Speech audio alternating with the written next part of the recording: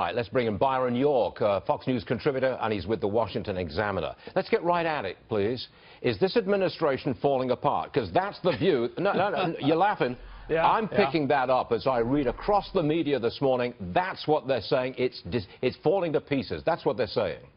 Well, look, the president is having a pretty bad run of it. There's no doubt about that. And we do see a lot of outside people trying to shame or troll people like Gary Cohn into leaving the administration. How can you stay there? How can you work for such a man? On the other hand, the basic work of putting together policy goes on, and I think you should probably ask Senator Corker if he would vote for reducing the corporate income tax, for example. I think he would. So, yes, Trump has lost some Republican support, but on the other hand, has he lost it when it comes to the actual policy priorities? No, I don't think he has. Okay, let me bring one more at you. A Federal Reserve Governor, Kutla, he's come out and said if Janet Yellen is offered another term by President Trump, she should refuse it, because he doesn't want the Fed associated with President Trump. Now, that is an extraordinary thing to say. That is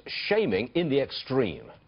Yeah, we're seeing a lot of that. We certainly will see more of that. But and look, I think if you're the chairman of the Federal Reserve, you have to think there's a lot of important stuff the Federal Reserve does. Well said. It's not related to what the president says about Confederate monuments.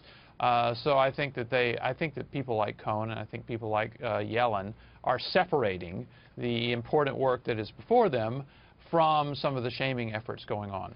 The president goes to Camp David for the weekend, apparently to regroup.